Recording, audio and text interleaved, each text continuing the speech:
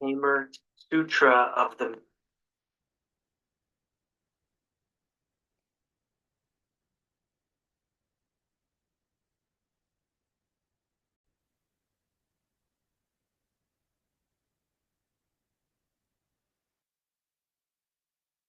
Medicine Buddha, translated from Sanskrit into Chinese by the Tang Dynasty Tripitaka Master Xuanzang, translated into English by Min Tan and P.D. Lee, 2001, edited in blue by Daisy Spirit and Enid Spirit, according to the instructions of the kind mentor Benny Spirit, of Buddha's Practice Incorporated in June 2024.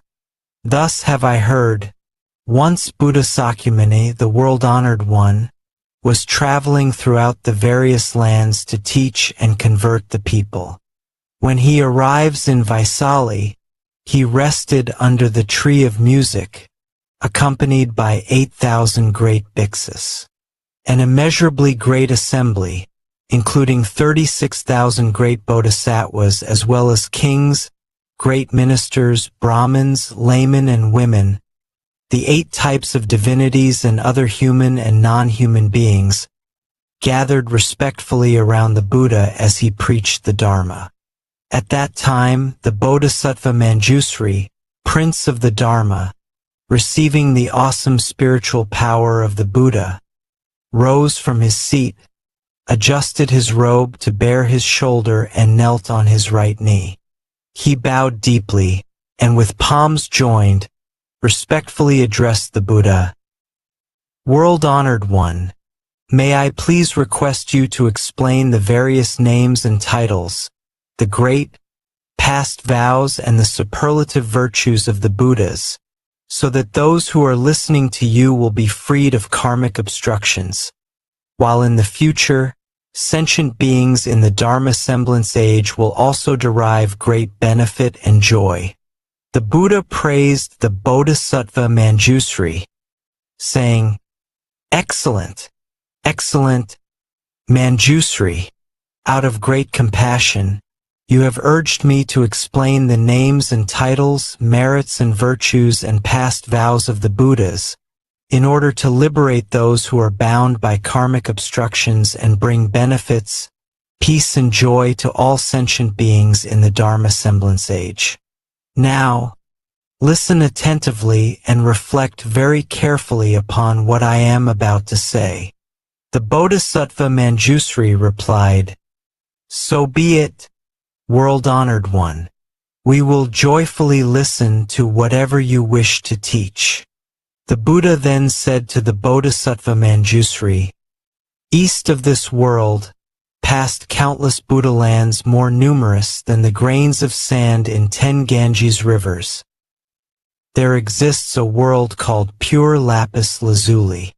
The Buddha of that world is called the Medicine Buddha Lapis Lazuli Radiance Tathagata, Arhat, the perfectly enlightened, perfect in mind and deed, well gone, knower of the world, unsurpassed being, tamer, teacher of gods and men, Buddha, world-honored one." Manjusri, when the world-honored Medicine Buddha was treading the Bodhisattva path, he solemnly made 12 great vows to grant sentient beings whatever they desired. First great vow: I vow that in a future life, when I have attained supreme, perfect enlightenment, brilliant rays will shine forth from my body, illuminating infinite, countless, boundless realms. This body will be adorned with the 32 marks of greatness and 80 auspicious characteristics. Furthermore, I will enable all sentient beings to become just like me. Second great vow: I vow that in a future life, when I have attained supreme enlightenment, my body, inside and out, will radiate far and wide the clarity and flawless purity of lapis lazuli. This body will be adorned with superlative virtues and dwell peacefully in the midst of a web of light more magnificent than the sun or moon. The light will awaken the minds of all beings dwelling in darkness, enabling them to engage in their pursuits according to their wishes. Third Great Vow. I vow that in a future life, when I have attained supreme enlightenment, I will, with infinite wisdom and skillful means, provide all sentient beings with an inexhaustible quantity of goods to meet their material needs. They will never want for anything. Fourth Great Vow. I vow that in a future life, when I have attained supreme enlightenment, I will set all who follow heretical ways upon the path to enlightenment. Likewise, I will set those who follow the Sravaka and Pratika Buddha ways onto the Mahayana path. Fifth Great Vow. I vow that in a future life, when I have attained supreme enlightenment, I will help all the countless sentient beings who cultivate the path of morality in accordance with my Dharma to observe the rules of conduct, precepts, to perfection, in conformity with the three root precepts. Even those guilty of disparaging or violating the precepts will regain their purity upon hearing my name, and avoid descending upon the evil paths. Sixth Great Vow.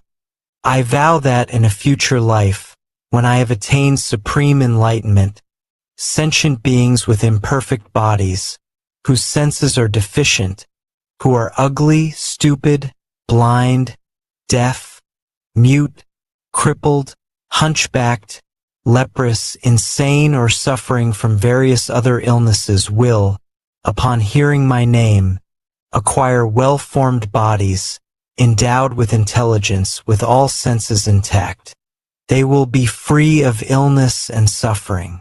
Seventh Great Vow. I vow that in a future life, when I have attained supreme enlightenment, sentient beings afflicted with various illnesses, with no one to help them, nowhere to turn, no physicians, no medicine, no family, no home, who are destitute and miserable will, as soon as my name passes through their ears, be relieved of all their illnesses. With mind and body peaceful and contented, they will enjoy home, family, and property in abundance, and eventually realize unsurpassed supreme enlightenment. Eighth Great Vow.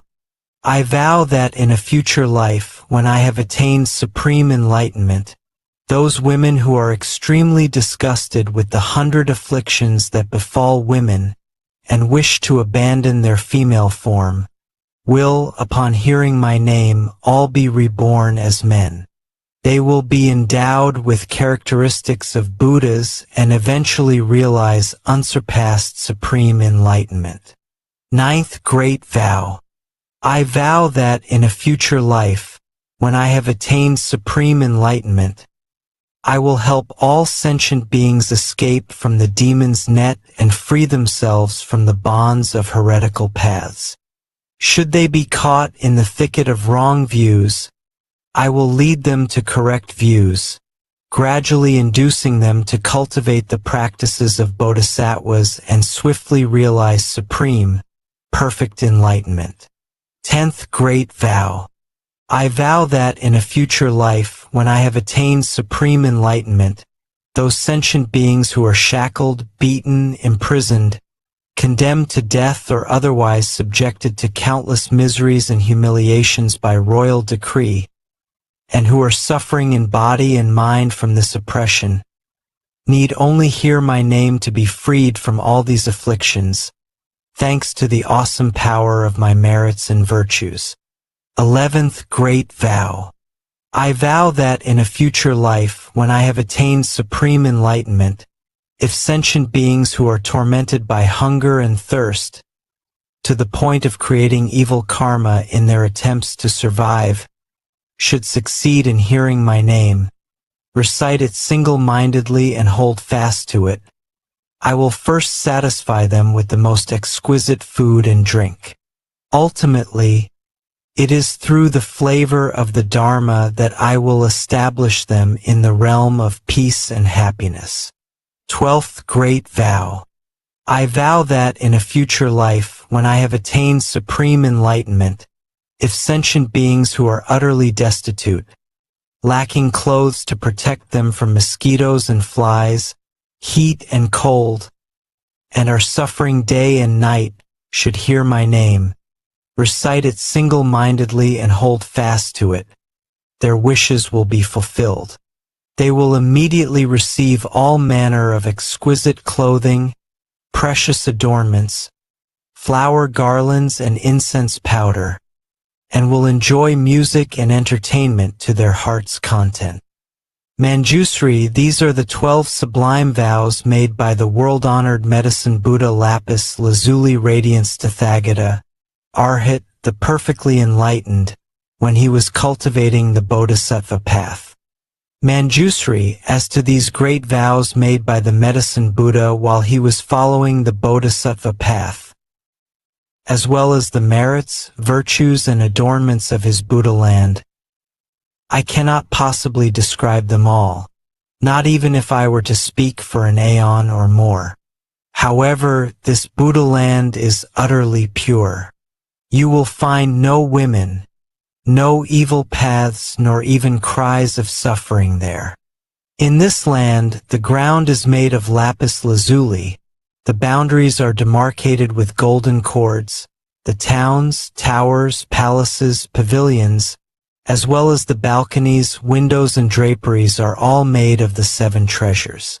The merits, virtues, and adornments of this realm are identical to those of Amitabha Buddha's pure land in the West. In this land dwell 2 great Bodhisattvas, universal solar radiance and universal lunar radiance. Among the countless Bodhisattvas, they are the leaders. Each in turn will succeed the medicine Buddha and succeed to his true Dharma treasury. For these reasons, Manjusri, all devout men and women should vow to be born in this land. Buddha Sakyamuni then told the Bodhisattva Manjusri, there are sentient beings who cannot tell right from wrong. They are greedy and mean, do not practice charity, and do not understand the rewards of generosity. They are ignorant and unintelligent. Lacking the foundations of faith, they amass riches which they assiduously hoard. Whenever they come across anyone seeking charity, they become annoyed. If forced to give, they feel as much pain and regret as if they were parting with their own flesh. Moreover, there are also countless sentient beings who are miserly and avaricious. They spend time amassing wealth, while not daring to spend it even on themselves, let alone on parents, spouse, children, servants, or beggars. Upon their death, these stingy persons will descend onto the paths of hungry ghosts or animality. However, even though they may suffer such a fate, if in a previous existence in the human realm they happen to hear the name of the medicine Buddha, and now recall and recite his name even briefly, they will immediately vanish from the evil paths to be born once more among humans. However, they will remember their stay on the evil paths and, dreading their past suffering, will cease to wallow in worldly pleasures. They will gladly practice charity themselves, praise others who do so, and will no longer be stingy. Eventually, they will even be able to donate their head, eyes, limbs, blood, flesh, or other parts of their bodies to those who need them, not to mention mere material possessions. Moreover, Manjusri, there are sentient beings who have accepted the teachings of the Tathagata but have violated the precepts, moral rules, or they have not violated the precepts but have broken the regulations. Or else, while they have violated neither the precepts nor the regulations, they have disparaged right views. or they have not disparaged right views but have abandoned extensive study of the Dharma and thus cannot explain the profound meaning of the sutras preached by the Buddha. Or else, although they may be learned, they have grown conceited. Because conceit clouds the mind, they believe that they are in the right and others are in the wrong. Therefore, they deprecate the correct Dharma and ally themselves with demons. Such deluded persons not only follow wrong views themselves, they also lead countless other sentient beings into the same great pitfall.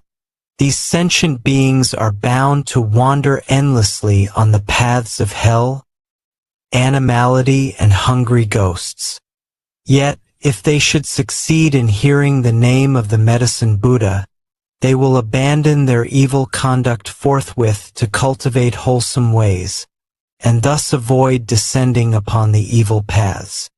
Even those who cannot abandon evil practices or cultivate wholesome teachings, and thus descend onto the evil paths, can still benefit from the awesome power of the Medicine Buddha's past vows. If through this power they should hear his name even briefly, their lives on the evil paths will end and they will be born again in the human realm. They will hold correct views, diligently pursue their practice and tame their minds. They will then be able to abandon the home life to become monks or nuns. They will uphold and study the Dharma of the Tathagatas rather than disparaging and violating it. With correct views and extensive study, they will fathom the extremely profound meaning of the teachings, abandon all conceit and cease to disparage the correct Dharma. They will no longer have demons as companions, but will gradually cultivate the practices of Bodhisattvas and swiftly perfect them. Moreover, Manjusri, there are sentient beings who are avaricious, envious, jealous, and accustomed to praising themselves and disparaging others.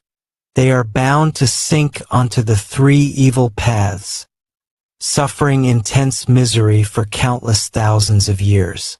When this intense suffering comes to an end, they will be born in the human world as oxen, horses, donkeys, or camels. Often beaten and mistreated, they will suffer hunger and thirst and constantly travel along the road carrying heavy loads. If they succeed in returning as human beings, they will be among the poor and lowly, always serving others, constantly receiving orders, never being free. However, if any of them, in a former incarnation as a human being, have heard the name of the world-honored Medicine Buddha and, as a result of this good cause, now remember and single-mindedly take refuge in him, they will, thanks to this Buddha's spiritual powers, escape all suffering. Their senses will be sharp and they will be wise and learned, constantly seeking the supreme teachings and meeting with Buddhas or Bodhisattvas. They will break forever through Mara's net, smash the shell of delusion, dry up the river of afflictions, and thus escape all the worry and suffering of birth, old age, disease, and death. Moreover, Manjusri, there are sentient beings who love to quarrel, create schisms, and engage in legal disputes. They constantly make themselves and others suffer, creating and increasing all kinds of evil karma with body, speech, and mind. They plot against one another without mercy, while invoking the spirits of mountains, forests, trees, and tombs. They kill sentient beings and use their flesh and blood to propitiate the Yaksa and Rakshasa demons. They may take advantage of various evil or deviant methods to harm others. However, if the victims succeed in hearing the name of the Medicine Buddha, none of these evil practices can harm them. Moreover, Everyone concerned will develop compassionate minds, endeavoring to benefit and bring peace and joy to others. They will abandon their harmful thoughts and their angry, spiteful minds, and all parties will be happy and satisfied with what they have. They will cease to encroach upon others, but will instead seek to benefit one another. Moreover, Manjusri within the fourfold assembly of Bhiksus, Bhiksunis, Upasakas, and Upasikas, as well as among other men and women of pure faith, there are those who are able to adhere to the 8 precepts for a full year or for 3 months a year, dedicating these good roots toward rebirth in the western pure land of Amitabha, the Buddha of infinite life, so as to listen to the correct Dharma. If their rebirth in the Pure Land is still uncertain, but they hear the name of the world-honored Medicine Buddha, then, at the time of death, 8 great Bodhisattvas, namely Manjusri, Avalokitesvara, Mahasthamaprapta, Akshayamati, Ratnakandana, Vaishajyaraja, Vaishajyasamudgata, and Maitreya will traverse space and descend to show them the way. They will thereupon be reborn spontaneously in jeweled flowers of many hues. Moreover, there are those who are born in the celestial realms, thanks to hearing the name of the Medicine Buddha. Despite their birth in the celestial realms, their good roots are still not exhausted, and thus they will not be born again on the evil paths. When their lifespan in the celestial realms comes to an end, they may return to the human world as wheel-turning kings, ruling over the 4 continents around Mount Sumeru. With awesome virtues and ease, they will set countless hundreds of thousands of sentient beings onto the path of the 10 virtues.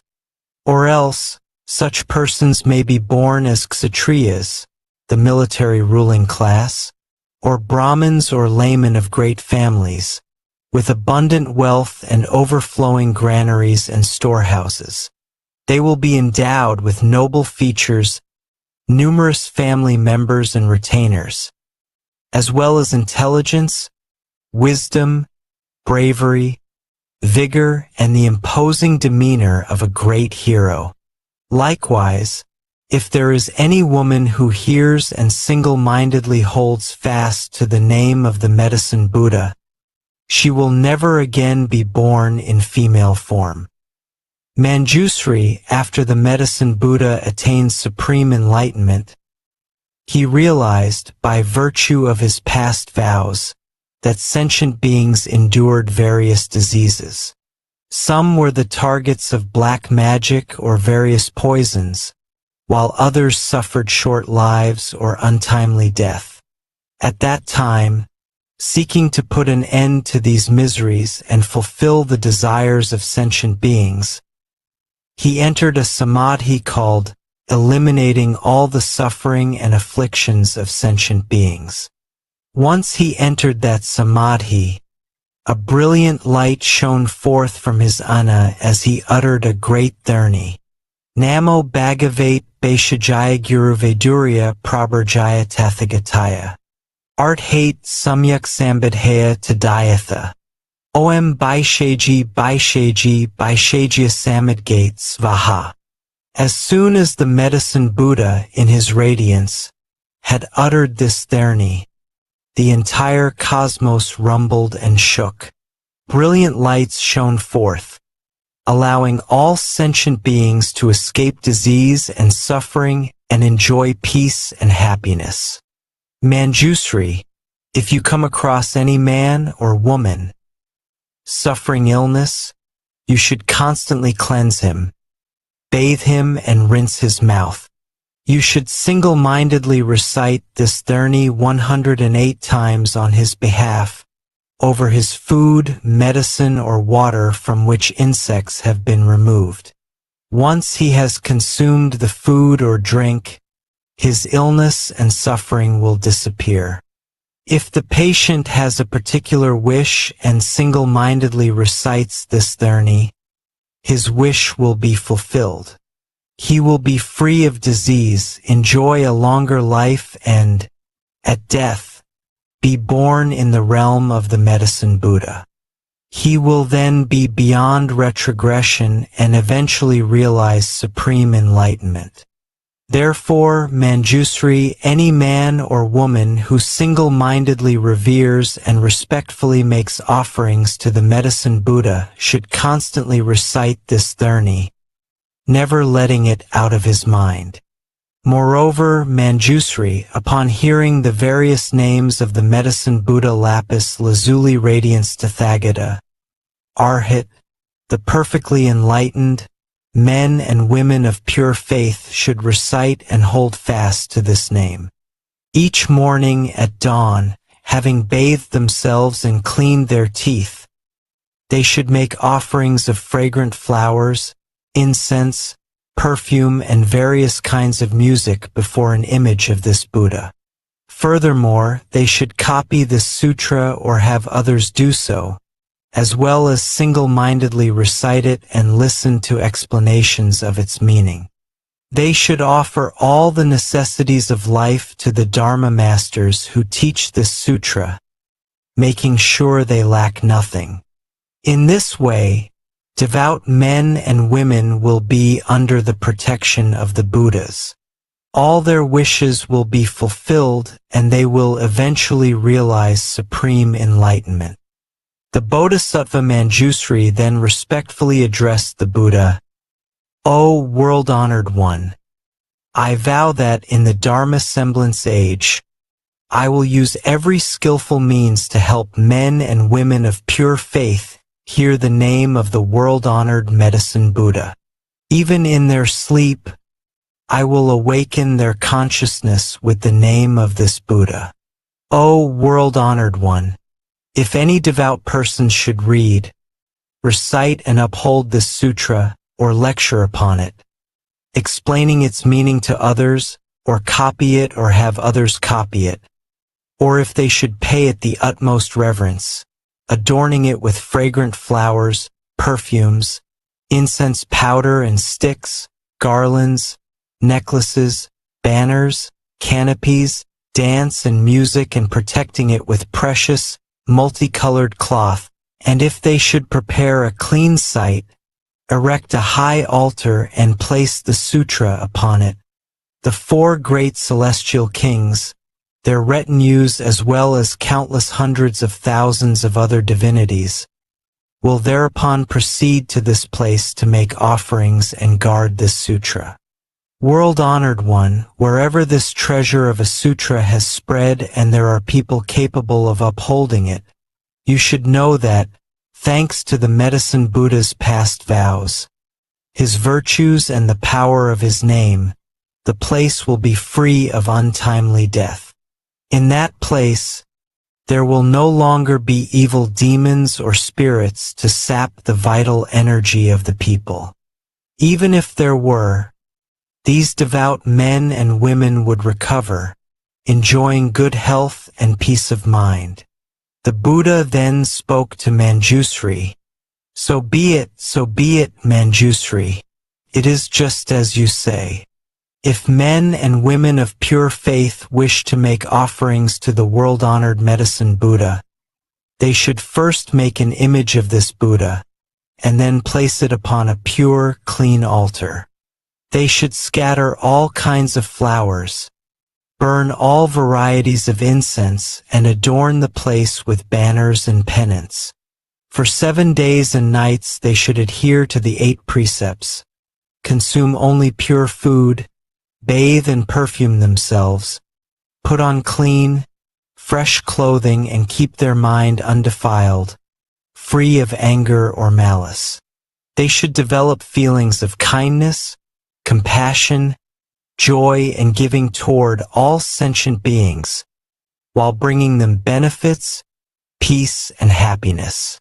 They should play music and sing the praises of the Medicine Buddha, while circumambulating his image in a rightward, clockwise direction.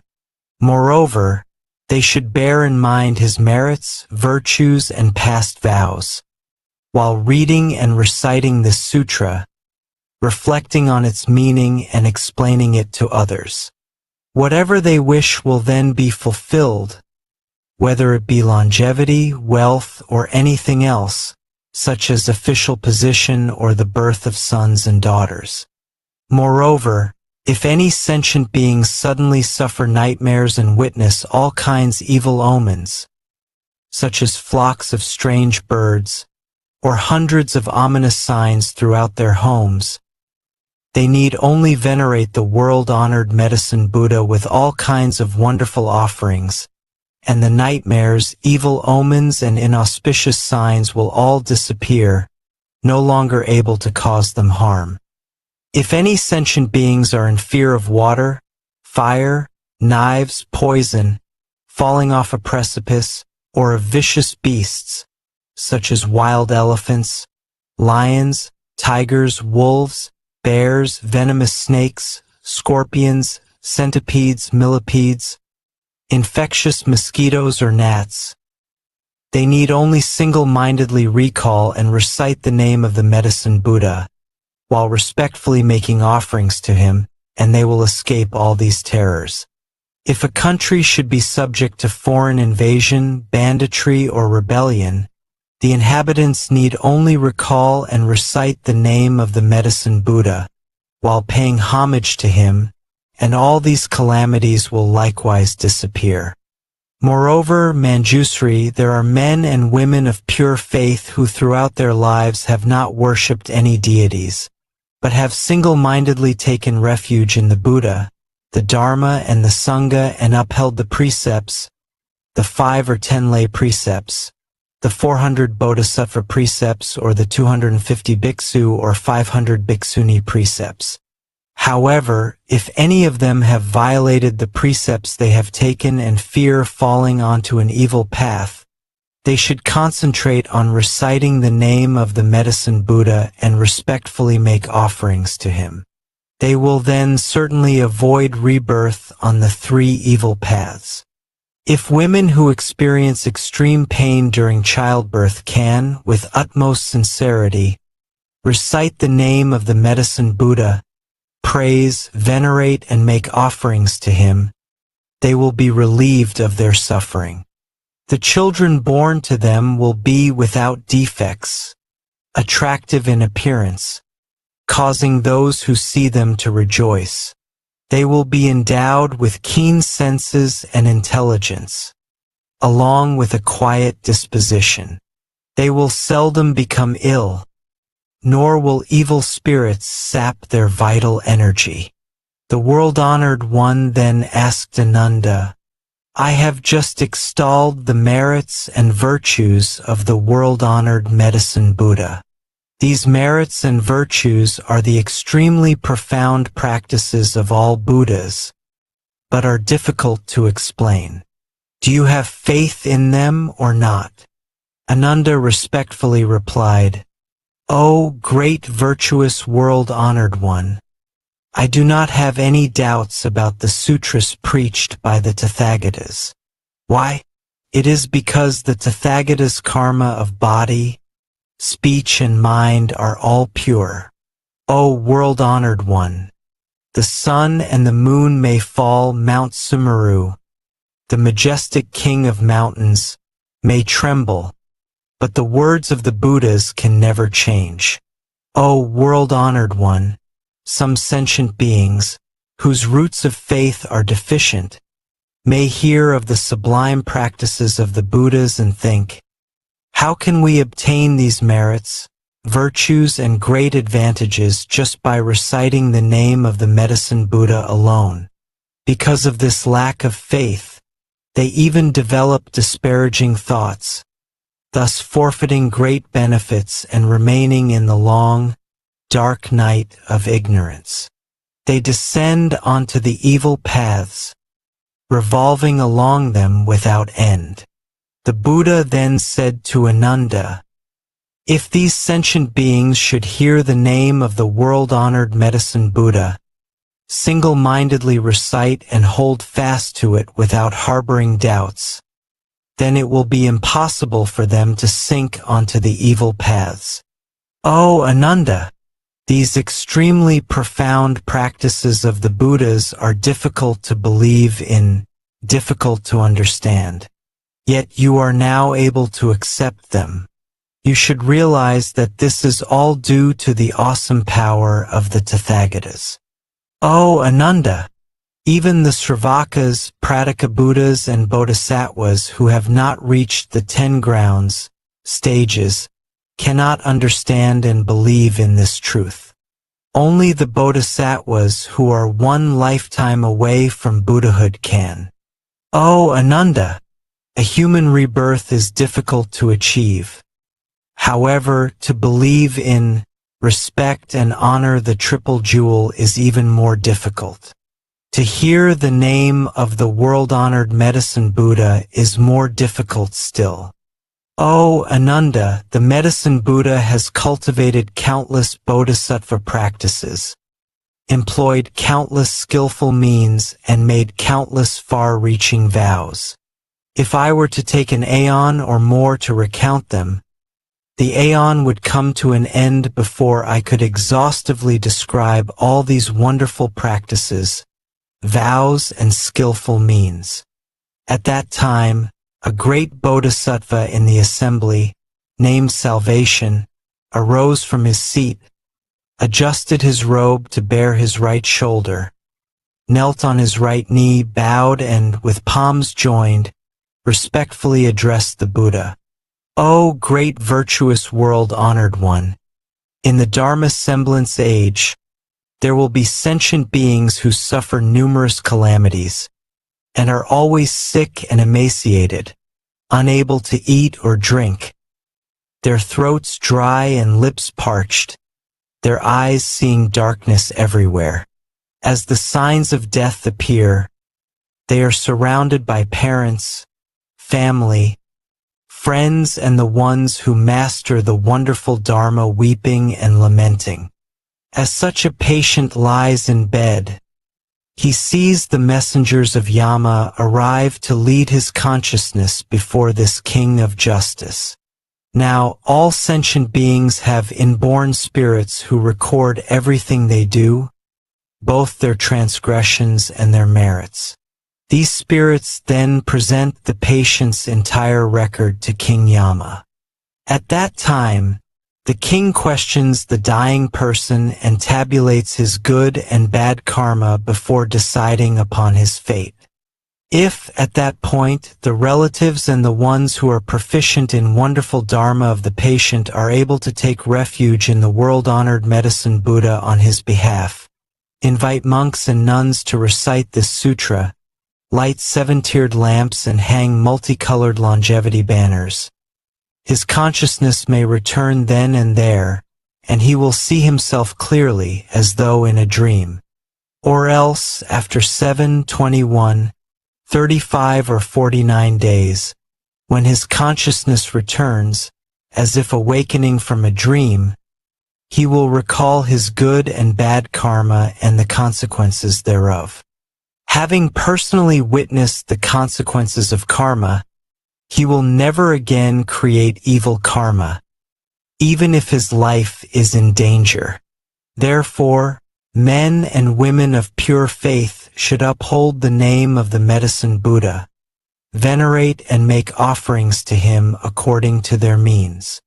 Ananda then asked the Bodhisattva Salvation, "Good man, how should we venerate and make offerings to the world-honored Medicine Buddha, and how should we make the longevity penance and lamps?"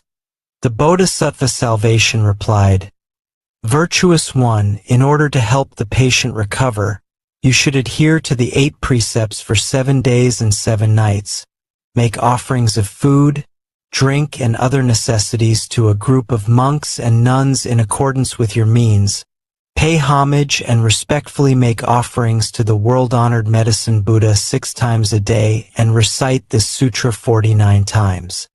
You should light 49 lamps, make 7 images of the Medicine Buddha and place 7 lamps, each as large as a cartwheel, before each image, letting them burn continuously for 49 days and nights. You should also make multicolored banners, 49 hand lengths long. Furthermore, you should release 49 species of animals, thus sparing their lives. The patient may then escape danger and will not be under the sway of evil demons, nor subject to untimely death. Moreover, Ananda, when the anointed Kshatriya kings find themselves beset by calamities, such as epidemics, foreign invasion, internal insurrection, an adverse alignment of the stars, an eclipse of the sun or the moon, unseasonable storms, or a failure of the monsoons, they should develop compassionate feelings toward all sentient beings. They should also pardon prisoners and make offerings to the world-honored Medicine Buddha in accordance with the rites described earlier. Thanks to these good roots and the power of the Medicine Buddha's past vows, peace and stability will immediately return to the affected countries. The rains and winds will be favorable. Crops will be ripe on time and everyone will be healthy and happy. The country will be free of evil yakshas out to harm the populace. All the evil omens will immediately disappear, and these anointed Kshatriya kings will enjoy greater longevity and vitality, finer appearance as well as greater health and freedom than ever before. O Ananda, the queens, consorts, princesses, royal heirs, great ministers, court ladies, officials or commoners who suffer disease and other misfortunes should also make offerings to the Medicine Buddha. They should make multicolored longevity banners, light lamps, ensuring that they burn continuously, liberate all kinds of animals, scatter flowers of various colors, and burn various kinds of incense renowned for their fragrance. They will then recover from disease and escape misfortune. Ananda then asked the Bodhisattva salvation, "Good man, how can an expiring lifespan be lengthened?" The Bodhisattva salvation replied, "Virtuous one, did you not hear the Tathagata explain the 9 forms of untimely death? I would urge everyone to make longevity banners and lamps and cultivate merits and virtues. Thanks to such cultivation, they will escape suffering and misfortune throughout their lives." Ananda further asked, "What are the 9 forms of untimely death?" The Bodhisattva salvation replied, "Some sentient beings contract a minor illness which goes untreated for lack of a physician or medicine. Or else, even though there is a physician, he prescribes the wrong medicine, causing premature death. Or, the patients, believing the false pronouncements of earthly demons, heretics, or practitioners of black magic, may panic, unable to calm their minds. They may then engage in divination or perform animal sacrifices in order to propitiate the spirits, praying for blessings and longevity, all in vain. Through ignorance, confusion, and reliance on wrong, inverted views, they meet with untimely death and sink into the hells, with no end in sight. This is the first form of untimely death. The second form is execution by royal decree. The third is losing one's vitality to the demons through hunting, gambling, debauchery, drunkenness, or extreme dissipation. The fourth is death by fire. The fifth is death by drowning. The sixth is being devoured by wild animals. The seventh is falling off a mountain or a cliff. The eighth is death by poison, incantations, evil mantras, or demons raised from the dead. The ninth is from hunger or thirst, for lack of food and water. These are the 9 forms of untimely death. mentioned by the Tathagatas. There are also countless other forms which are too numerous to describe. Moreover, Ananda, King Yama is responsible for keeping the karmic register of everyone in the world. If sentient beings have been unfilial, committed the 5 cardinal sins, disparaged the triple jewel, broken the laws of the land, or violated the major precepts, King Yama will mete out punishment according to the infraction. Therefore, I urge sentient beings to light lamps, make banners, liberate animals, and cultivate merits in order to avoid suffering and misfortune. At that time, there were 12 powerful Yaksa generals in the great assembly named Kambira, Vajra, Mahira, Andira, Anila, Sundila, Indra, Padra, Makura, Sindura, Katura, and Vikarala. Each was accompanied by a retinue of 7,000 yaksas. They all raised their voices in unison and said respectfully to the Buddha, "O world-honored one, today, thanks to the Buddha's awesome power, we have succeeded in hearing the name of the Medicine Buddha and no longer fear descending onto the evil paths. Together, with one mind, we take refuge in the Buddha, the Dharma, and the Sangha for the rest of our lives and pledge to support all sentient beings, bringing them genuine benefits and joy. Wherever this sutra circulates or wherever there are sentient beings who hold fast to the name of the Medicine Buddha and respectfully make offerings to him, whether in villages, towns, kingdoms, or in the wilderness, we will all protect them. We will release them from all suffering and calamities and see to it that all their wishes are fulfilled. Sentient beings afflicted by disease or calamity and wishing to escape should also read or recite this sutra. They should knot our names with multicolored strands, untying them when their wishes are fulfilled." Thereupon, Buddha Sakyamuni praised the great Yaksa generals with these words, good indeed, great Yaksa generals.